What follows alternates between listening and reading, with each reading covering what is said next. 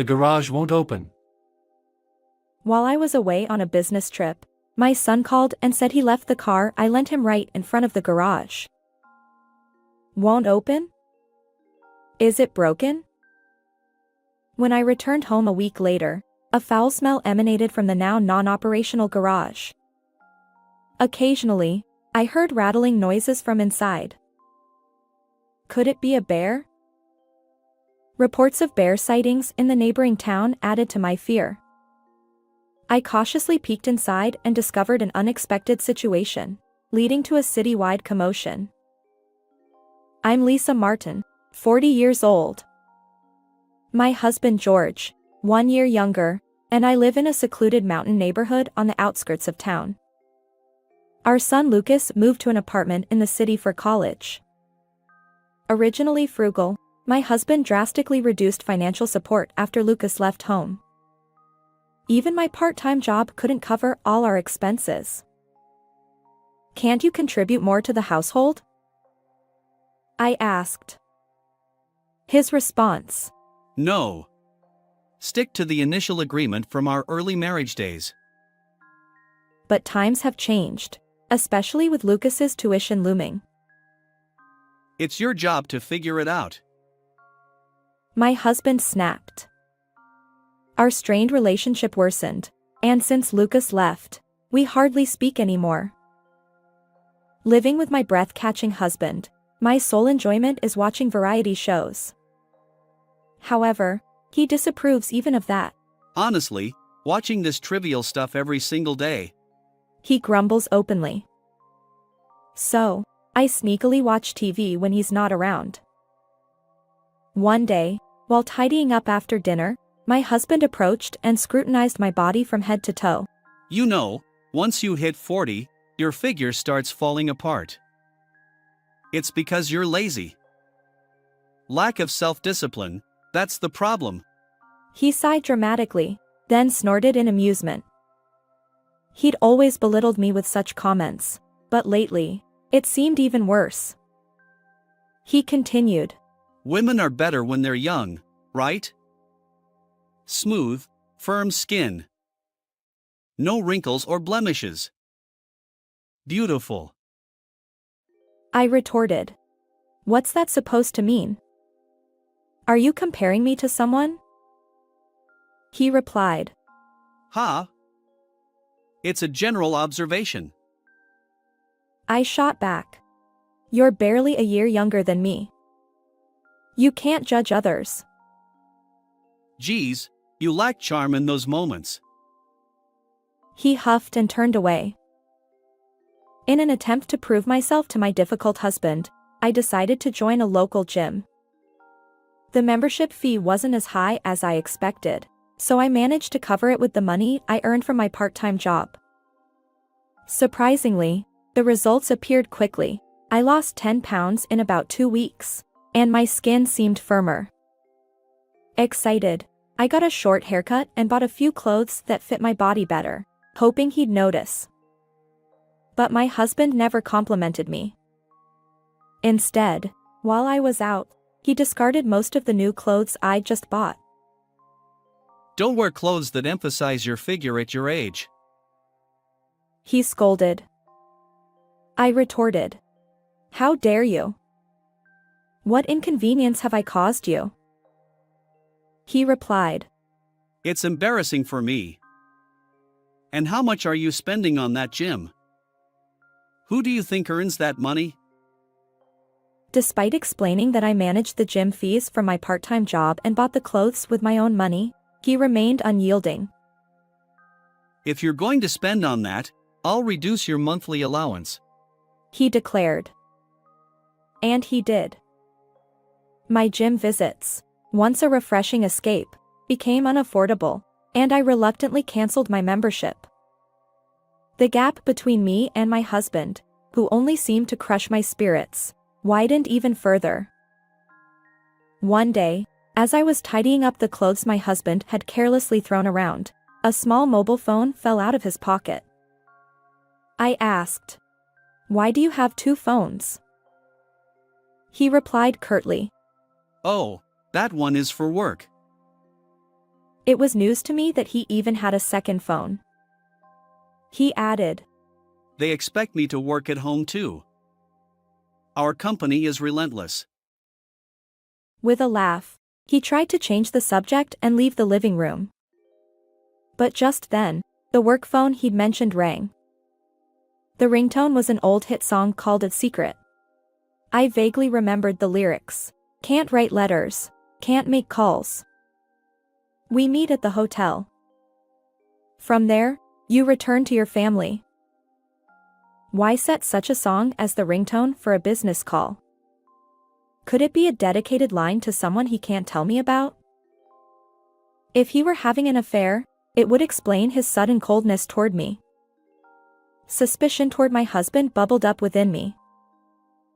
A few days later, I found myself away from home for about a week due to a new employee training program at work. Even though it was an experience shared by other part-time employees, my husband couldn't resist making a sarcastic comment. Going on a business trip even though you're not a full-time employee? Quite the highfalutin status. Despite his usual snark, he seemed oddly excited. It frustrated me that he disliked spending time with me, but truth be told, I felt the same way. I seized the opportunity. Oh, by the way, Lucas will be returning on that day. He wants to use the car. Is that okay?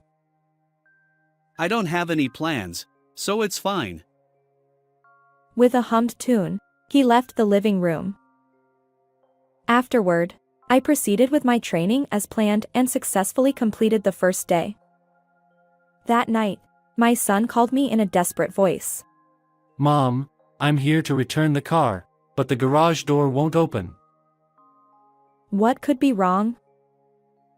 For now, I've parked the car in front of the garage. I left the key on top of the shoe cabinet. Apparently, my husband hadn't answered his calls, so my son reached out to me. Our garage door is automated, designed to open when our car approaches. Could it be malfunctioning? At that moment, I was blissfully unaware of the situation. The 6-day training went smoothly, and I returned home safely. It was past 9 p.m. when I arrived. Looking toward the garage, I saw that the car was indeed parked right up against the door, just as my son had described. Maybe I'll contact a technician tomorrow. Since the car was still within our property, there was no rush. Exhausted from the training, I entered the house. My husband hadn't returned yet, so I fell asleep without further ado. The next morning, I was abruptly awakened by the loud ringing of our home phone. In my groggy state, I picked up the receiver, only to find my husband's company boss on the other end. Apparently, he hadn't shown up for work in the past 6 days, and they were checking if something had happened. Panicking, I promised to investigate immediately. I apologize. I've been away on a business trip for a week. After ending the call, I hurriedly dialed my husband's mobile. But despite multiple attempts, he remained unreachable. Could something have happened to him? Anxious, I paced around, still holding the phone, until I realized I was standing at the garage entrance in my pajamas. And there it was, the familiar ringtone emanating from inside. I approached cautiously and noticed that the garage door was partially open, about 12 inches from the ground. It seems I hadn't noticed the previous night due to the darkness. As I approached with trepidation, an intense foul odor wafted through the gap. Ugh, what's that smell? I covered my nose with my hand and involuntarily stepped back. In my mind, I recalled news about bears appearing in the city. Straining my ears, I heard faint sounds coming from the garage. Could it be my husband, who was working inside, attacked by an intruding bear? Overwhelmed by sudden anxiety, I used a stepladder to peer through the skylight. To my astonishment, what I saw wasn't a bear but something entirely unexpected. Wait. Is this a joke? There, my husband and an unfamiliar woman lay naked on a camping bed. Reflecting on it, my husband had always been a bit unconventional. He'd randomly suggest, Let's change the atmosphere tonight. and set up a tent in the front yard or spread out camping gear in the garage. I had occasionally enjoyed those unconventional nights too. Ah. I see. Perhaps it's a woman's intuition. As soon as I observed the situation in the garage, everything became clear. The naked woman next to my husband must be his second cell phone contact. They've been meeting secretly, and this time, since I was away on a business trip, my husband invited her to our home. Furthermore, taking advantage of the absence of our car, they likely spent an intimate night in the garage. At that moment, to avoid any interruptions, they probably turned off the garage door. When our son came to return the car, the door wouldn't open because of that. Unfortunately, an unseasonal heatwave struck, and unable to bear the heat, my husband and the woman must have tried to escape outside from the garage. However, due to our son's parked car, they found themselves trapped. Sweating profusely and suffering through the heat, they likely discarded their clothes in an attempt to cool down, creating the sounds that reached the outside. Having anticipated the situation, I rechecked the garage through the skylight. Alongside the camping bed, there was a small refrigerator and even a portable toilet for camping. The intense odor I'd noticed earlier now made sense. It must have accumulated over a week. Fortunately, both my husband and the woman seemed conscious and physically capable. They weren't in immediate distress.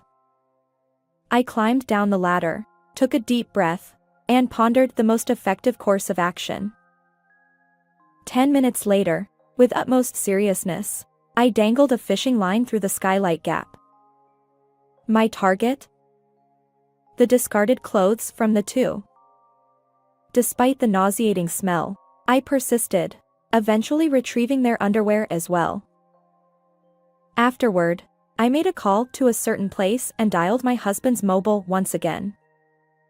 Startled by the incoming call, he answered promptly, as if saved by divine intervention. Hey! Where are you right now? And what exactly are you doing in there? Taken aback by my voice coming from above, my husband looked up as if expecting a thunderbolt. There I was, peering down at him through the skylight. Help me. The stench is unbearable. My throat is parched. Whether he realized he was caught in the act of infidelity or not, he desperately sought my help. Before that, how about you spill all the details about the woman lying naked next to you? That's irrelevant. Just get us out of here. Not so fast. That second phone is clearly hers. If you don't come clean, both of you could be in serious danger. Finally conceding to my unwavering stance, my husband, now audibly struggling, began recounting the events that led to this predicament. The woman involved is a subordinate from my husband's company, and they've been having an affair for a year. While I was away, they turned the garage into their makeshift hotel. However, the next morning, when they tried to leave, my son's parked car blocked their way, leaving them trapped. Fearing exposure of their inappropriate relationship, they decided to wait silently until a solution emerged. As the heatwave intensified, they shed their clothes to conserve energy. I've recorded everything you just said, so it'll come back to haunt you during the divorce settlement. I warned. My husband weakly replied. Our lives are at stake. You can dictate the divorce terms. But before he could protest further, police sirens blared, and 6 patrol cars lined up in front of our house. Hey! Why are the police here?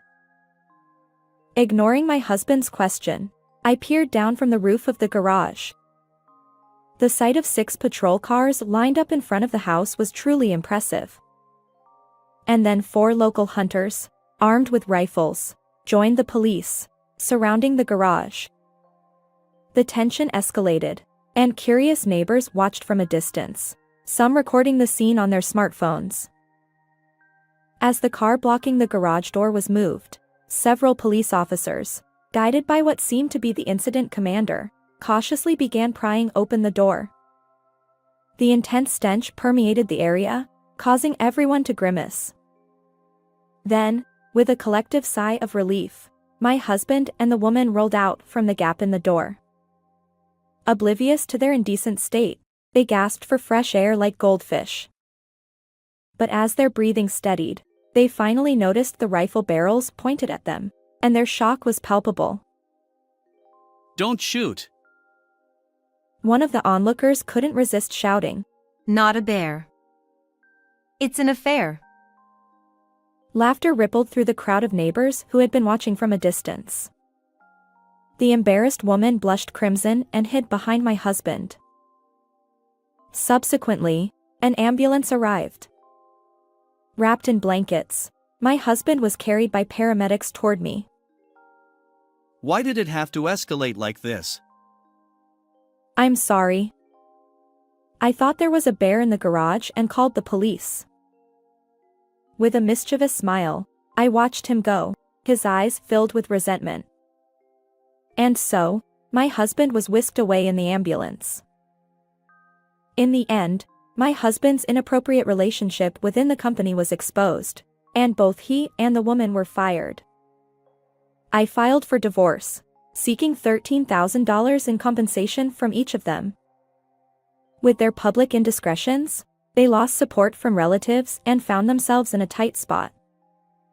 Now, they share a cramped, run-down apartment, living a dreary existence.